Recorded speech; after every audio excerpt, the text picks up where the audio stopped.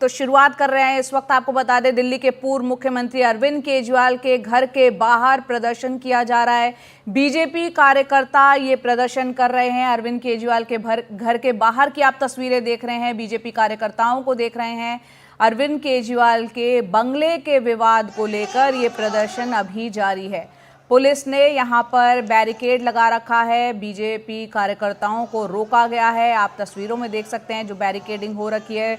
तमाम बीजेपी के कार्यकर्ता जो हैं वो बैरिकेड के ऊपर ही चढ़ गए हैं और यहाँ पर अरविंद केजरीवाल के बंगले के लेकर जो विवाद है, जिसे शीश महल विवाद भी नाम दिया जाता है, बीजेपी उसके खिलाफ जाकर ये प्रदर्शन कर रही है। पुलिस ने दिल्ली बीजेपी के जो अध्यक्ष हैं वीरेंद्र सचदेवा, उनको हिरासत में ले लिया है। शुभांग ठाकुर हमारे सहयोगी इस वक्त हमारे साथ जुड़ रहे हैं, अरविंद केजरीवाल के घर के बाहर ही मौजूद हैं। शुभांग, आप वहां पर मौजूद हैं, हम देख रहे हैं कितनी बड़ी संख्या में बीजेपी के कार्यकर्ता जुटे हैं। बताएं वहां पर तस्वीरों के जरिए क्या हो रहा है।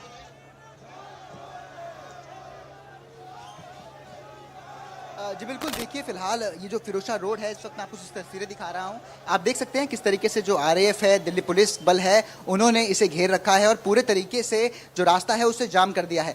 सबसे पहले तो यहाँ पर 2 लेवल पर बैरिकेडिंग की गई थी, लेकिन क्योंकि दिल्ली बीजेपी ने एक बैरिकेडिंग को तोड़ दिया, फिलहाल मैं आपको तस्वीरें दिखा सकता हूँ। ये देखिए, जिन तस्वीरों को आप देख सकते हैं, यहाँ पर इन्होंने तोड़ दिया, उसके बाद आगे बढ़े और जिसके बाद दिल्ली के जो बीजेपी अध्यक्ष वीरेंद्र सचदेवा है, उन्हें हिरासत में लिया गया।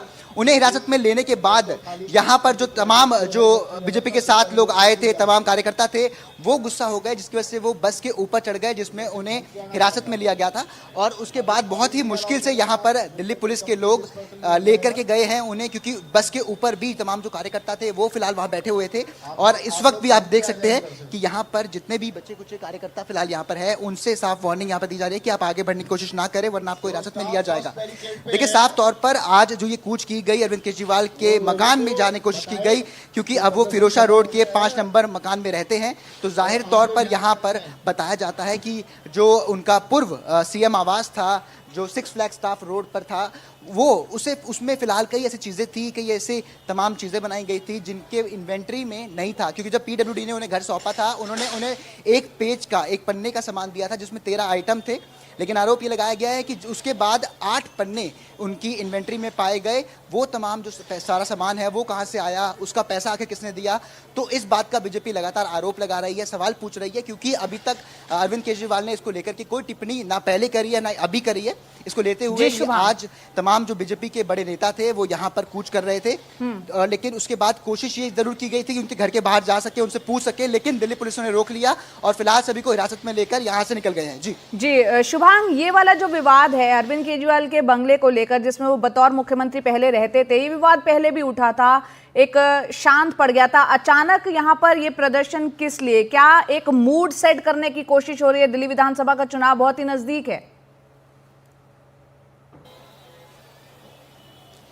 बिल्कुल, देखिए दोनों चीज़ें हैं, क्योंकि देखिए विधानसभा चुनाव बेहद नज़दीक है। ऐसे में तमाम जो पॉलिटिकल पार्टीज़ है वो एक दूसरे पर आरोप लगाती है।